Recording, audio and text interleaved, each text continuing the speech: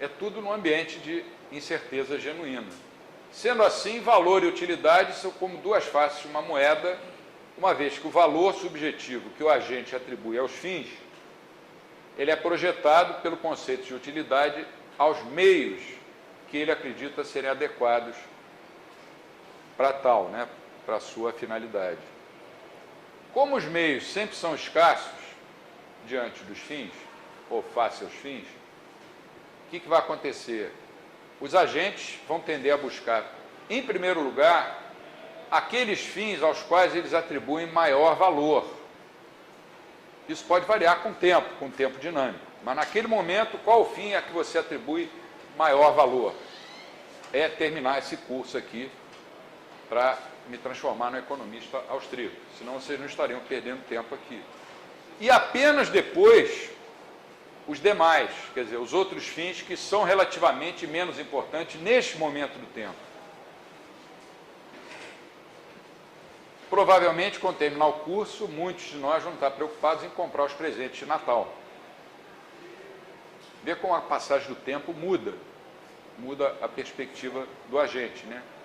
Em outras palavras, o agente valoriza cada meio existente que possa ser usado para alcançar as suas diversas ações, de acordo com a utilidade marginal de cada um. E, evidentemente, vai escolher, em primeiro lugar, aqueles a que ele atribui subjetivamente uma utilidade marginal maior. Além disso, como a ação sempre acontece no tempo dinâmico, e o tempo também é escasso, em igualdade de circunstâncias, o agente sempre atribuirá valores maiores, isso é importante, para os fins mais imediatos.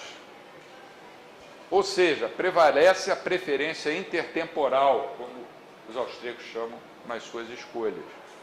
É melhor, dizendo de outra forma, você ter aquele bem ou aquele serviço agora do que postergar para ter no futuro.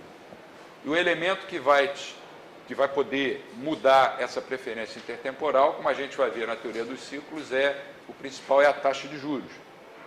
Se você resolve, é sempre melhor ter agora do que você esperar para ter no futuro, qualquer coisa.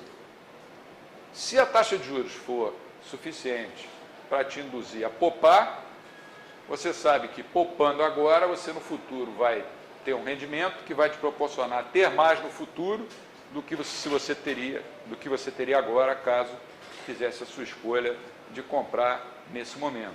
Então, essa expressão preferência intertemporal é muito importante, inclusive para a teoria austríaca dos ciclos econômicos. E a função empresarial, definida mais precisamente em termos austríacos, não é nada mais do que aquele atributo individual, muitas pessoas têm esse atributo, em alto grau, outras não têm. É um talento que a gente recebe quando nasce, de perceber as possibilidades de lucros ou ganhos eventualmente existentes.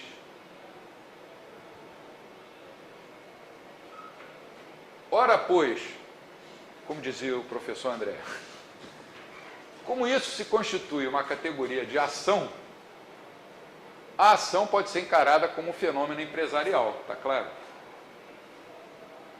Que põe em destaque as capacidades de percepção, de criação e de coordenação de cada agente.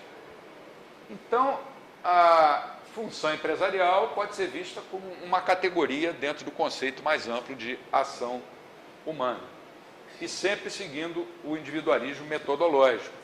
Cada agente tem uma capacidade de percepção ou um faro para ser empreendedor diferente dos demais.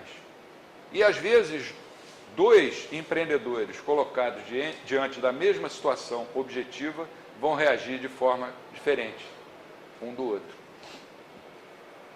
Como em qualquer ação humana, a ação empresarial, ela vai sempre se dar num ambiente de surpresa e de incerteza genuína. E vai requerer a criatividade, porque o futuro é sempre incerto. E a gente viu aqui numa das aulas, ele não é apenas desconhecido, ele é desconhecível. está sempre aberto ao desenvolvimento do potencial criativo dos agentes. E quando o Estado entra bloqueando esse potencial criativo, as consequências são desastrosas. Outra característica da ação empresarial é que, em se tratando de escolhas ao longo do tempo, e sob condições de incerteza, sempre vão existir outras ações a que nós devemos renunciar naquele momento do tempo. E o valor subjetivo dessas ações a que a gente renuncia é chamado de custo, que é o conceito econômico da mainstream de custo de oportunidade, que é muito difícil de ser mensurado, dado que você não praticou aquela ação. Os agentes agem porque acreditam subjetivamente que os fins escolhidos possuem um valor maior do que os custos decorrentes da escolha por determinada ação. E a diferença nós podemos chamar de lucro, que é o elemento motivador da ação. Então, o lucro não é só, como a gente aprende nos livros de microeconomia, a diferença entre receita total e custo total. É a recompensa da ação empresarial ou da ação empreendedora do indivíduo. E é o elemento motivador da ação. Ninguém vai agir achando que, se agir daquela forma, vai ter um prejuízo. Ele pode até ter o prejuízo, mas no momento em que ele agiu, ele achou que ia ter um ganho. Se as ações não acarretassem custos, os valores subjetivos dos fins coincidiriam com o lucro. Para os economistas da tradição de Karl Menger, da escola austríaca, eu até estou preferindo dizer para os economistas da tradição de Richard Cantillon, diante do que eu venho lendo, ou voltando mais no tempo, para os economistas da tradição de Juan de Mariano.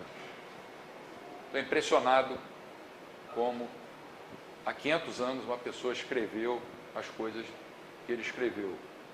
Mas, para a escola austríaca, toda ação embute um componente empresarial puro e criativo em sua essência, por menos importante que possa parecer essa ação, que não requer qualquer custo e que é exatamente o que permite aproximar o conceito de ação do conceito de função empresarial. Não requer qualquer custo. O custo de oportunidade sempre existe. Nesse último parágrafo. No último, onde é que eu falei isso? Ok, ele essencialmente ele pode ter a função empresarial sem ter um custo objetivo, mas sempre haverá um custo subjetivo. Ah, sim, o custo subjetivo, o custo subjetivo. Então ali se refere ao custo objetivo, custo objetivo. Por outro lado, qualquer ação sempre é racional, no sentido de que, a priori, quando o agente formula a sua ação e escolhe seus fins, ele vai buscar sempre os meios que julga serem mais apropriados para que ele tenha sucesso. Que ele julga serem mais apropriados, podem não ser os mais apropriados. Lá em Teoria Microeconômica 2, o empresário sempre sabe quais são os meios mais apropriados. É um mundo do faz de conta, que é o mundo que vem prevalecendo nas análises dos economistas sobre os fenômenos reais do mundo. O agente sempre busca os meios que julgam ser mais apropriados para que tenha sucesso. Isso não significa que, a posteriori, não existam os chamados erros empresariais que vão se refletir em quê? Em prejuízos ou perdas decorrentes de erros de avaliação entre meios e fins.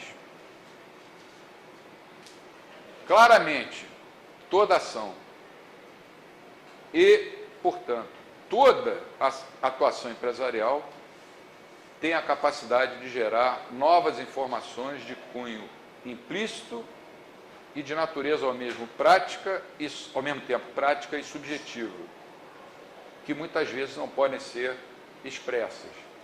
é aquela ideia do mercado como um transmissor de informações, como um procedimento de descobertas. Você pode encontrar tanto em Mises como em Hayek e em diversos outros autores da escola austríaca. O Kirchner sublinha bastante essa ideia. Sendo assim, o conjunto de ações ou atos empresariais induz cada agente a ajustar ou coordenar suas próprias atuações, levando em consideração as necessidades, desejos e circunstâncias dos demais agentes, que são transmitidas pelo, nós vimos ontem, pelo processo de mercado, por meio das suas atuações. Essa dinâmica toda, no final das contas, é que acaba tornando possível e interessante, e de uma maneira inconsciente, espontânea, genuína, a própria vida na sociedade. Isso nos remete ao conceito de quê? De ordens espontâneas. Né? Ordens espontâneas. Nenhum planejador, jamais, em tempo algum, poderá saber o que é melhor ou o que é pior para milhões e milhões de agentes, bilhões de agentes numa economia globalizada no mundo inteiro.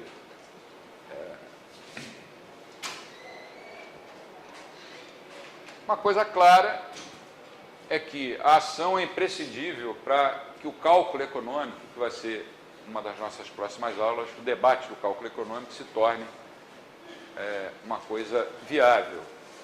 Como se define cálculo econômico? São aquelas estimativas de avaliação dos resultados dos diversos cursos de ação. Porque só a ação é capaz de proporcionar as informações necessárias para o cálculo econômico. A função empresarial, portanto, é um elemento precioso para quê? Para a coordenação social e para os juízos dos resultados da ação humana no campo econômico. O debate do cálculo econômico começou nos anos 20, com um artigo do Mises, em que ele dizia que era impossível nas sociedades socialistas existir cálculo econômico. Os economistas socialistas rebateram, o Mises fez uma tréplica, depois o Hayek entrou na controvérsia. Nós vamos ter uma aula sobre isso. Eu não chego a dizer infelizmente, porque no ano de 2011 eu não gostaria mais de estar discutindo essas coisas. Para mim elas são tão claras. Uma sociedade socialista não pode haver cálculo econômico, ela seguir às cegas. Mas, como tem pessoas que acreditam nisso, é importante a gente ver como evoluiu esse debate.